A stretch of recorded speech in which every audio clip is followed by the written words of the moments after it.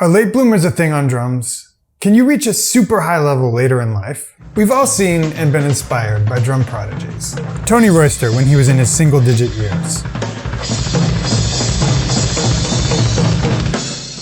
Thomas Pridgen, who won the Guitar Center drum off at 9.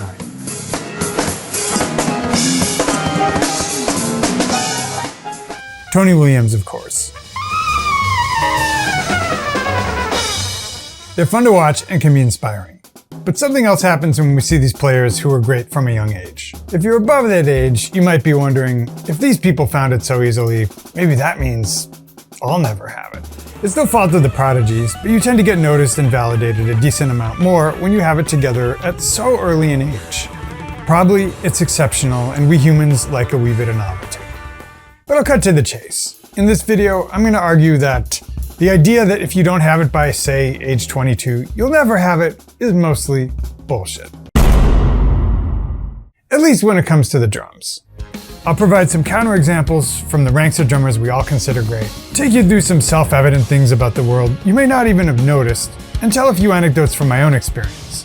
Because I too used to wonder if I'd never amount to anything. Aww. Here's a clip of me in my 20s.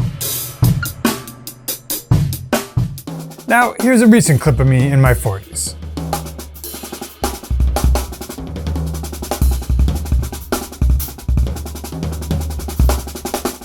So, I'm no longer worried, though part of that could be senility or Alzheimer's.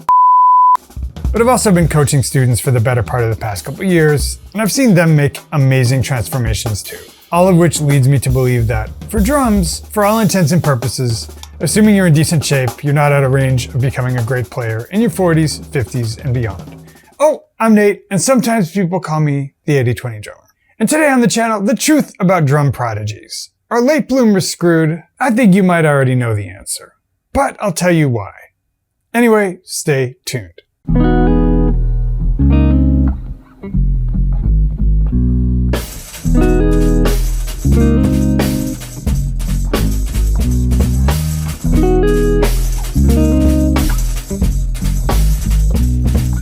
And folks, this is a somewhat complicated video on a somewhat touchy subject, and we're going to go through a lot of different points and points nested within points, and my point is you might be tempted to take notes, but you don't have to do that. We've prepared exquisite show notes for you, and you can get them free by clicking the link below the player and telling us where to send them. Now, on with this video.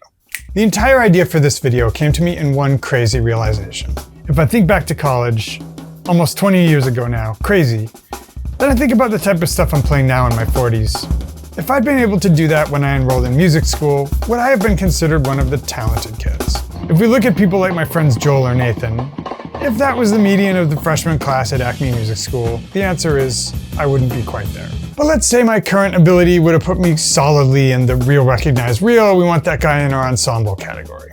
To think back to my college years, these folks existed too. There was a Canadian guy in his 30s that sounded great. He wasn't maybe the most spectacular chopper in the whole class, but he had a maturity and cleanliness to his playing, and a freedom when he improvised that right away got his name to the top of the lists when people needed a drummer.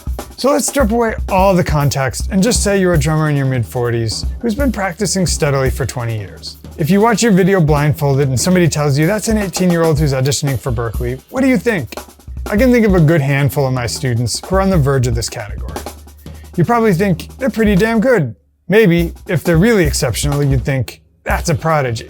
Now, assuming you accept my example, here's the first crux of the argument. What's worse about getting there in your 40s compared to in your 20s? Are you now less valid as a player? While you chew on that, let's look at some of my favorite drummers. Drummers like Annika Niles.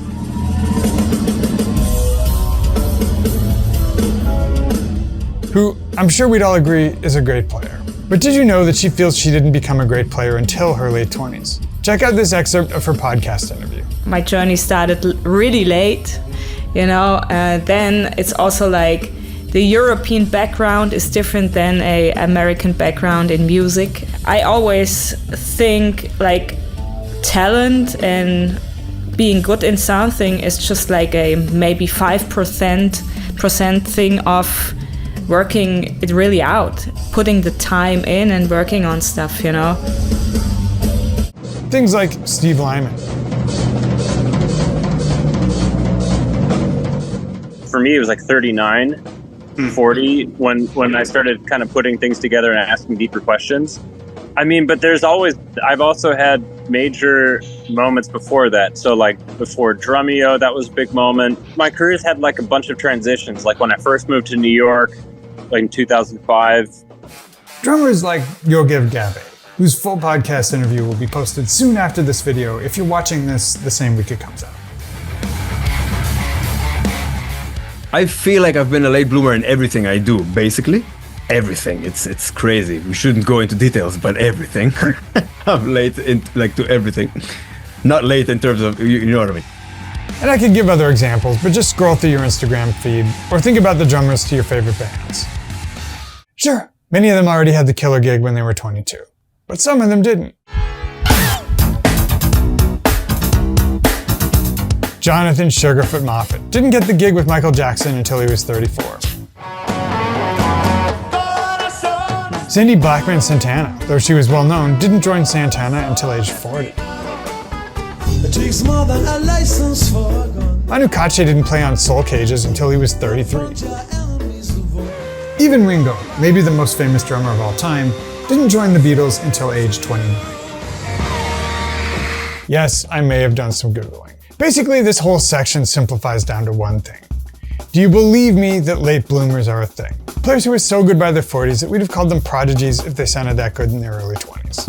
Let's go to one more source, Malcolm Gladwell. Love him, hate him, he's been one of the leading voices of, actually, that's not exactly what you think, in popular culture for the past 20 years. I read his book by an economist at Chicago named David Galenson, in which I thought was so fascinating, in which he talked about how genius comes in two very different forms. He talked about the conceptual innovator, who is the person who has the big, bold idea.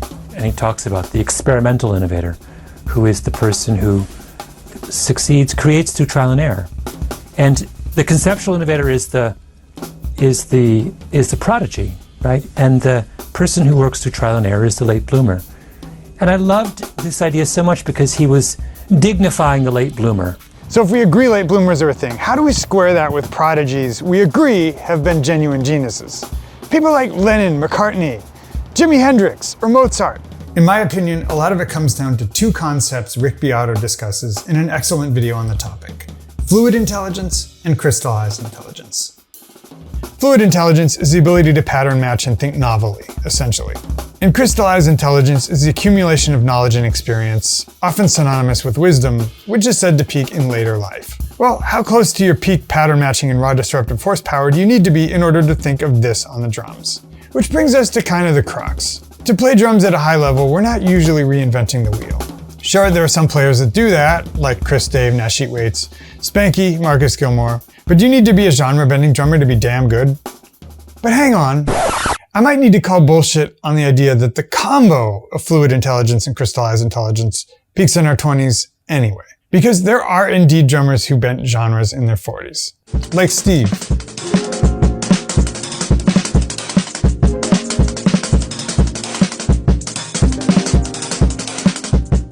So what do we think is happening here? Well, just as a hypothetical, let's say fluid intelligence peaks at age 22 and falls off a few percentage points every 5 years.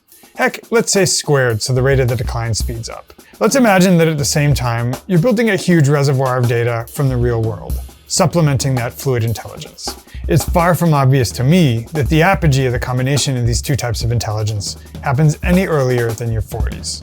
And you might be able to feel this intuitively. If I try to pattern match about situations happening in the world today, for instance, I might have a few fewer horsepower of raw processing power than I did in my 20s. Though I'm not really old enough to feel it.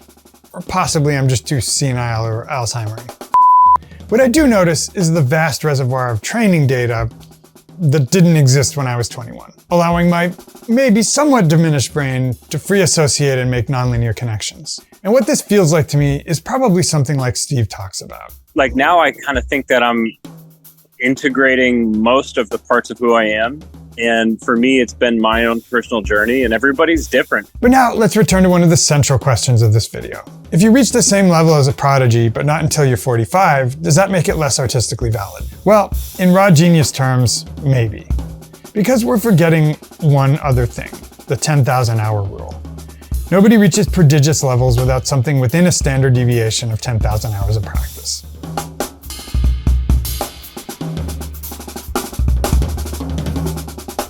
Before you quibble, watch my video here. So somebody like podcast guest Raghav Malhotra arrives in his 20s with a prodigious level on the drums. And he's got all the mental horsepower of a youngster, but also all those reps that late bloomers don't get until later in life already. And I think that's probably what's happening when you see a John Lennon-Paul McCartney partnership, or a Jimi Hendrix or a Mozart. But I'm stopping myself again. Guess what else people have in their 20s? Time and nothing to lose. When I talk to musicians in their 20s, they're staying up all night at jam sessions, doing gigs in 3 different states in a single day, hopping in a budget van for 3 weeks to do a tour, and living on like $100 a week. I wonder if this, or so-called hunger, that desire to make a mark, loom even larger than a few odd percentage points of raw cognitive horsepower. I'd wager because of people like Steve that they do. But to be fair to Lennon, McCartney, Hendrix, Mozart, Spanky, Chris Dave, and Marcus Gilmore, if your contention is there's a very small category of people who have max mental horsepower and also max reps at the same time, and that they're somewhat more likely to make groundbreaking works of art than other people later in life, whether that's because of stuff you can measure on a recall test, or life circumstances or hunger, I'd wager that's probably true. But also meaningless to you as a drummer. I think we've shown there's no reason you can't be prodigiously good in your 40s as a drummer. Especially if you devote the time and find the hunger. And those are kind of X factors, because even in your 40s, you could still hypothetically do that. And that's how you get the gig. Anyway, guys, did we do a thing? Well, I suspect today's video will engender no shortage of controversy. If you've got a degree in clinical psychology and you want to tell me to step the heck off, do it in the comments. Just be kind. And if you guys want the complete show notes for this episode, which outline all the arguments I've made and even link to helpful sources that are related, you have only to click the link below the player and tell us where to send it. You can get that for free. Dudes, it's been real. Always enjoy these. See you again real soon in another lesson of the week.